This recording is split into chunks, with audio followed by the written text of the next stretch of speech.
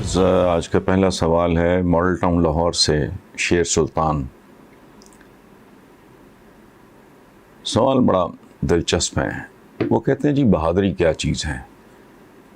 کیا جیل میں 4-6 مہینے گزارانا اور اس پہ اترانا بہادری ہے؟ کیا رائفل بردار لشکروں کے ساتھ گھومنا اور اسلحہ کی نمائش بہادری ہے؟ کیا غیرت کے نام پہ بہنوں بیٹیوں کو قتل کرنا اور تھانے پیش ہو جانا بہادری ہے؟ کیا ٹریفک سگنل توڑنا بہادری ہے؟ پلیز اس قوم کو بہادری کا اصل معنی اور مفہوم سمجھا دیجیے۔ شکریہ شیر سلطان صاحب۔ موسٹلی جو چیزیں آپ نے گنوائی ہیں یہ بہادری نہیں، بے غیرتی کے زمرے میں آتی ہیں۔ یہ شجاعت نہیں، جہالت ہے۔ ایک بات پہلے ہمیں سمجھ لینی چاہیے کہ بہادری اور بزدلی ہے کیا۔ موت سے خوف بہادر آدمی کو بھی ہوتا ہے۔ فرق صرف اتنا ہے کہ وہ اس خوف پہ قابو پا لیتا ہے۔ ایک بات۔ دوسری بات، سیانے یہ کہا کرتے ہیں کہ there is a very thin line، بہت ہی باریک لکیر ہے بہادری اور بے وقوفی میں۔ اتنی بھیانک مثالیں ہیں، میں فون پہ چونکہ ہمارے بچے بھی سنتے ہیں، بیٹیاں بھی سنتے ہیں، مثالیں پورے کے پورے خاندان رل جاتے ہیں۔ وہ ایک لمحے کی بہادری کیا بے وقوفی اور بے غیرتی دکھاتا ہے، خود جیل چلا جاتا ہے، گھر کی بیویاں رل جاتی ہیں۔ بہادری بیسیکلی نام ہے ضبط کا۔ جو آدمی خود پہ قابو نہیں پا سکتا، دیکھیں بڑا مشہور واقعہ ہے، ہم یہ قصے سنتے ہیں سمجھتے نہیں، پتہ نہیں ہمارا ڈی این اے کا کوئی گند ہے، حالانکہ سادہ سی بات ہے۔ میدان جنگ میں حضرت علی کرم اللہ وجہہ، عام واقعہ ہے، میں کوئی نئی بات نہیں آپ کے ساتھ شیئر کر رہا۔ تو وہ ایک کافر کو گرا کے وہ اس کو قتل کرنے کے قریب تھے کہ اس نے ان کے منہ پہ تھوک دیا۔ حضرت علی الگ ہو گئے، چھوڑ دیا۔ لوگوں نے پوچھا یہ؟ تو آپ نے کہا کہ میرا تو اس سے کوئی یناد نہیں، میں تو اللہ کی راہ میں یہ سب کچھ کر رہا تھا، اب اس میں میری ذات شامل ہو گئی ہے، میرا ذاتی غصہ۔ تو آئی ڈونٹ نو ان لوگوں کو یہ بات سمجھ آتی۔ حضور سے ایک بار لوگوں نے کہا کہ حضور یہ بتائیں کہ اگر دو مسلمان ایک دوسرے پہ حملہ آور ہو جائیں ننگی تلواروں کے ساتھ، ان میں سے ایک مارا جائے تو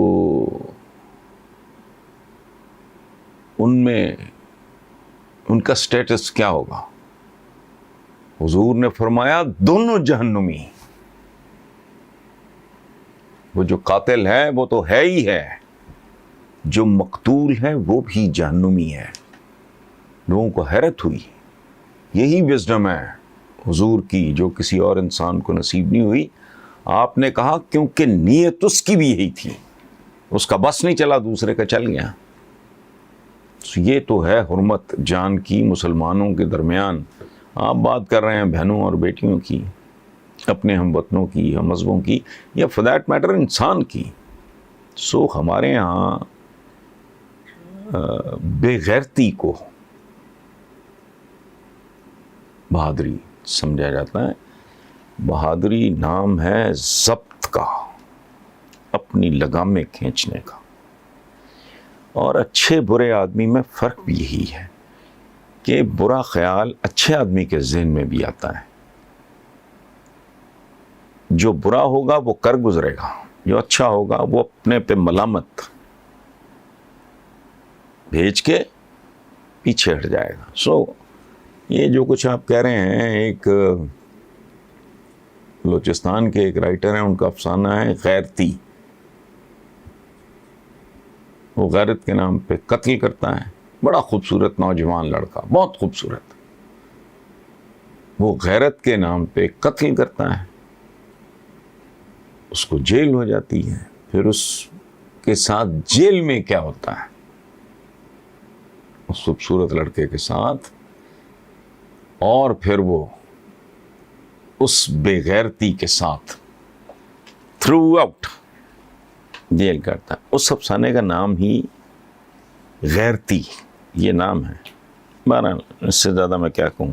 یہ ہے جی ناصر احمد خان ہے رائے لاہور سے. آپ نے ایک بار کہا تھا کہ زیادہ اور فضول بولنے والے وزیروں مشیروں کو برفانی علاقوں میں چھوڑانا چاہیے تاکہ ان کی طبیعت ذرا صاف ہو جائے. کیا آج 3 سال بعد بھی ان مشیروں اور وزیروں کے حوالے سے آپ کی وہی رائے ہے؟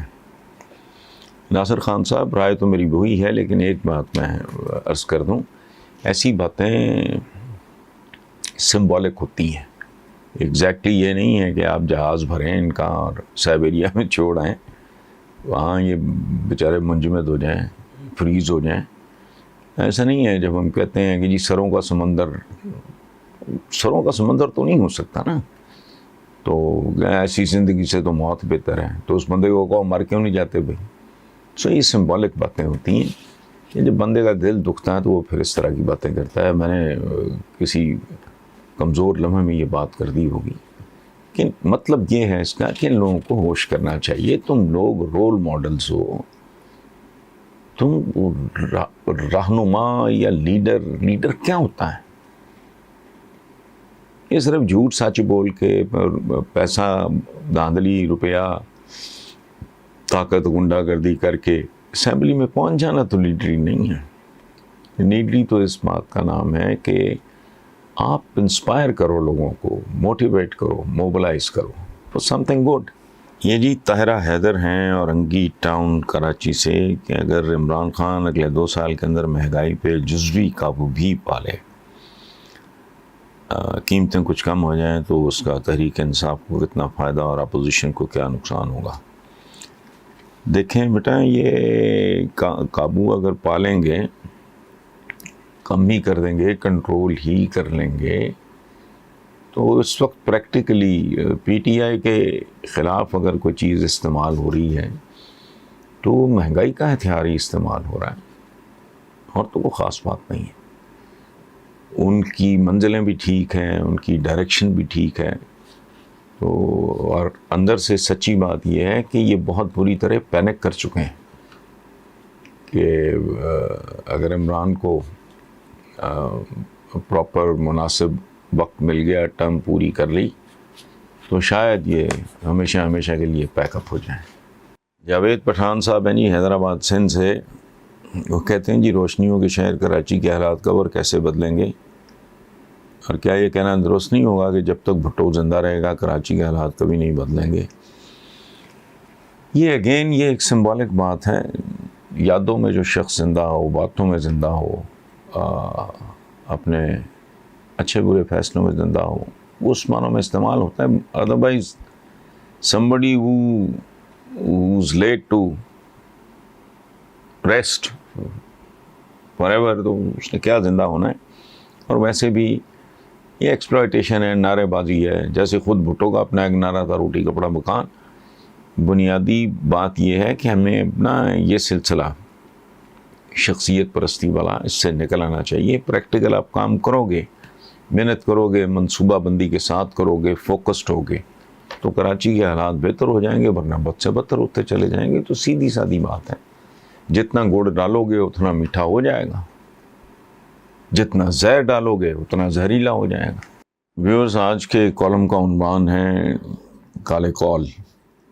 پہلا قول ہے منافق بہت میٹھا اور منافقت بہت میٹھی ہوتی ہے. دوسرا، ایک درخت نے دوسرے کو تانا دیا کہ میری لکڑی سے مسجد کا ممبر بنتا ہے. یہاں سے واز کرتا ہے، جبکہ تمہاری لکڑی سے تختہ دار تیار کیا جاتا ہے. تو دوسرے درخت نے ہنستے ہوئے کہا کہ اگر تمہاری لکڑی سے بنے ممبر کسی کام کے ہوتے تو کوئی تختہ دار تک کبھی نہ پہنچتا۔ ایک انگریزی محاورہ کے مطابق بیکار آدمی کا دماغ شیطان کی ورک شاپ ہوتا ہے، اور میں جانتا ہوں کہ میرے ملک اسلامی جمہوریہ پاکستان میں کروڑوں ورک شاپیں دن رات گناہ اور جرائم کو جنم دے رہی ہیں۔ اس سے اگلا قول ہے جی، بے لگام بڑھتی آبادی یقینی بربادی پہ رکتی ہے۔ بہت دیر بعد معلوم ہوا کہ شاہین بھی آشیانہ بنانے پہ مجبور ہو جاتا ہے، چاہے پلاٹ اسے رشوت میں ہی کیوں نہ ملا ہو۔ اشرف المخلوقات میں بھی اشرف کم ہی ہوتے ہیں۔ ہر صحرا کبھی سمندر تھا، یہ ریالٹی ہے۔ اچھا، درخت جھاڑیوں کی اشرافیہ ہوتا ہے۔